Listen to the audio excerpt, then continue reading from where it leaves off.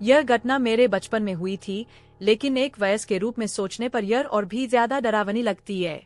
मैं बचपन में वायोमिंग के एक छोटे से शहर में रहती थी। हमारा घर शहर के पार्क के ठीक सामने था, अगर उसे पार्क कहा जा सके तो।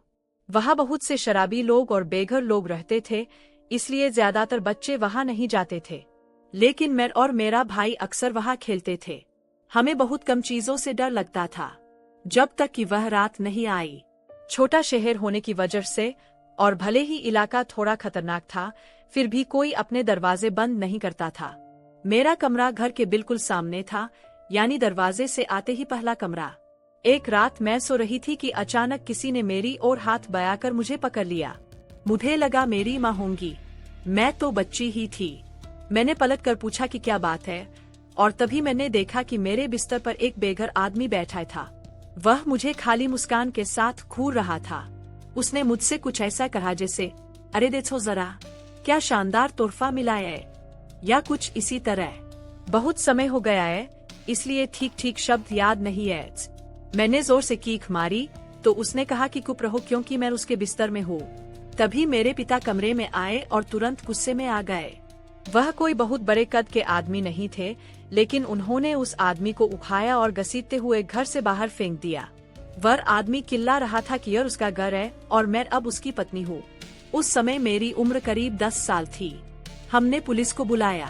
पुलिस आई और उसे ले गई, लेकिन उन्होंने कहा कि दरवाजे बंद न करना हमारी ही गलती थी। उस दिन के बाद से हम दिन हो या रात हमेशा दरवाजे बंद रखने लगे। मैं अब उस जगह से दूर एक सुरक्षित इलाके में रहती हूँ, लेकिन आज भी हर दरवाजा बंद करने की आदत है। मैं इस मामले में थोड़ी ज्यादा सतर्क हूँ। अब मैं खुद एक माँ हूँ और मैं सोच भी नहीं सकती कि अगर मेरे बच्चों के साथ ऐसा कुछ हो जाए तो मैं क्या करूँगी। कहानी में बताए गए नामों को गोपनीयता के कारण बदला गया है। मैं यह बताकर शुरुआत करना चाहती हूँ कि मैं फिलहाल पेंसिल्वेनिया की एक बड़ी यूनिवर्सिटी में कॉलेज के अंतिम वर्ष में जा रही थी।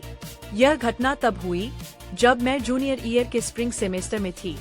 जिस अपार्टमेंट में मैं रह रही थी, वहाँ बाथरूम की पाइप फट जाने से पानी भर गया था, इसलिए मैं कुछ हफ्तों के लिए अपने बॉयफ्रेंड जॉन के घर रहने चली गई। उसका घर कैंपस से सिर्फ 10 मिनट की पैदल दूरी पर था। घर थोड़ा अजीब था। 4 बेडरूम का छोटा सा घर जो एक कुल-डी-सैक के आखिरी सिरे पर था। एक अहम बात यह थी कि घर के पीछे एक बहुत व्यस्त सड़क थी, जिसके साथ फुटपाथ और गार्ड रेल लगी हुई थी। एक और जरूरी बात यह कि घर में एक डरावना अधूरा बेसमेंट था, जिसमें बाहर से जाने के लिए एक साइड डोर था और एक कोने में बड़ा सा क्रॉल स्पेस था। जॉन के रूममेट ओवेन के अलावा कोई भी वहाँ नहीं जाता था। तीसरे दिन जब मैं वहाँ रह रही थी, मैं जॉन के कमरे में बिस्तर पर लेटी हुई थी, तभी मुझे उसका फोन आया। फोन उठाते ही उसने कहा, जेमी, मैं बहुत डर गया हूँ। उसने बताया कि वह उसी व्यस्त सड़क पर चल रहा था जब एक गंदे कपड़ों वाला बेघर आदमी उसके सामने आकर खड़ा हो गया और घूरने लगा। जब जॉन आगे बढ़ने लगा तो उस आदमी ने उससे बात करना शुरू कर दिया, उसकी तारीफ करते हुए और अजीब तरह की बातें करते हुए। जॉन ने बताया कि उसकी गर्लफ्रेंड है और वह वहाँ से चला गया।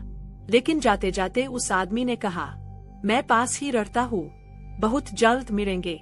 जब जॉन ने पीछे मुड़कर देखा तो वह आदमी अब भी चौड़ी मुस्कान के साथ उसे घूर रहा था। इसके बाद घर में अजीब घटनाएं शुरू हो गईं। खाना गायब होना, रात में पैरों की आहट और बेसमेंट से आवाजें आना। हमें लगा शायद रूममेट की वजह से होगा। करीब 5 दिन बाद दिन के समय बेसमेंट से जोर की चीख सुनाई दी। ओवेन ने क्रॉल स्पेस में देखा और वहाँ वही आदमी बैठा हुआ मिला, मेरे खरीदे हुए चिप्स खाते हुए। पुलिस आई और उसे गिरफ्तार कर लिया। वह वही आदमी था जो कुछ दिन पहले जॉन से सड़क पर मिला था। पता चला कि वह बेसमेंट का साइड डोर खुला होने की वजह से घर में घुसा था और कई दिनों से वही छुप कर रह रहा था। आज भी यह सोचकर रोंगटे खड़े हो जाते हैं कि अगर वह पकड़ा न जाता तो क्या हो सकता था। इस कहानी से सीख यही है, अपने घर का हर दरवाजा हमेशा बंद रखे। यह ज्यादा कुछ नहीं था, लेकिन उस वक्त इस घटना ने मुझे अंदर तक हिला दिया था। यह बात 2016 की है, जब मैं और मेरी बहन ने मिलकर अपना दूसरा अपार्टमेंट लिया था। हम दोनों एक ही वेयरहाउस में काम करते थे, एक ही लेट नाइट शिफ्ट में। फर्क बस इतना था कि वह हफ्ते की शुरुआत में काम करती थी और मैं हफ्ते के आखिर में। मेरी बहन और उसके एक्स हस्बैंड की अपनी बेटी सैमी की साझा कस्टडी थी, जो हर दूसरे हफ्ते हमारे साथ रहती थी। जिस रात यह सब हुआ, मेरी बहन काम पर थी। मेरी माँ एक हफ्ते के लिए हमारे यहाँ आई हुई थी और हम सैमी और उसकी दोस्त एशली की देखभाल कर रहे थे। सैमी 8 साल की थी और एशली 9 साल की। करीब रात के 9 बजे थे। दोनों बच्चियां लिविंग रूम में खेल रही थी और टीवी देख रही थीं। मेरी माँ मेरी बहन के कमरे में आराम कर रही थी और मैं बाथरूम में आईने के सामने खड़ी अपने बाल ठीक कर रही थी। तभी अचानक मैंने सामने वाला दरवाजा खुलने की आवाज सुनी। पहले तो मुझे लगा कि शायद मेरी बहन काम से जल्दी लौट आई हो, लेकिन अगले ही पल मेरा दिल जोर से धड़कने लगा। पहली बात, मुझे उसकी चाबियों की वह जानी पहचानी झनझनाहट सुनाई नहीं दी। दूसरी बात, मेरी भांजी ने मम्मी चिल्लाया नहीं। मैंने बिना कुछ सोचे समझे सब छोड़ दिया और छोटे से हुलवे से भागते हुए बच्चों की तरफ गई। जैसे ही मैं वहां पहुंची, दरवाजा बंद हो रहा था और दोनों बच्चियां घबराई हुई मेरी तरफ दौड़ती आ रही थीं। आंटी दी, वे रोते हुए चिल्ला रही थीं। सैमी कांपती आवाज में बोली। एक आदमी अंदर आया। उसने सॉरी कहा और फिर चला गया। तब तक मेरी माँ भी कमरे से बाहर आ चुकी थीं, पूरी तरह घबराई और कंफ्यूज। मैंने उनसे कहा कि बच्चों को मेरे कमरे में ले जाकर शांत करें और खुद जल्दी से फोन उठाया। हमारे अपार्टमेंट में सिर्फ एक ही मेंटेनेंस वाला था। पहले भी कई बार वह मेरी रिक्वेस्ट पर, कभी कभी मेरी गैरमौजूदगी में भी, घर में आ चुका था। मैंने उसे फोन किया और सीधे पूछा कि क्या वह अभी हमारे अपार्टमेंट में आया था। उसने कहा कि वह तो कम से कम 1 घंटे दूर है और फिलहाल कोई और मेंटेनेंस स्टाफ भी नहीं है। यह सुनते ही मेरे पैरों तले जमीन खिसक गई। मैंने बस इतना कहा, कोई मेरे घर में घुसा है, मैं पुलिस को कॉल कर रही हूँ, और फोन काट दिया। करीब 10 मिनट बाद पुलिस आ गई। मैंने उन्हें सब कुछ बताया, लेकिन दरवाजे पर जबरदस्ती घुसने का कोई निशान नहीं था। इसका मतलब साफ था, जो भी अंदर आया था उसके पास चाबी थी। पुलिस ने आसपास के अपार्टमेंट्स में पूछताछ की और कुछ देर बाद वापस आकर जो बताया, उसने मेरी सुरक्षा का सारा भरोसा तोड़ दिया। वह आदमी पास वाली बिल्डिंग में रहने वाले किसी व्यक्ति का रिश्तेदार था। वह 22 साल का था और मैं 24 की। वह सच में गलती से गलत अपार्टमेंट में घुस गया था।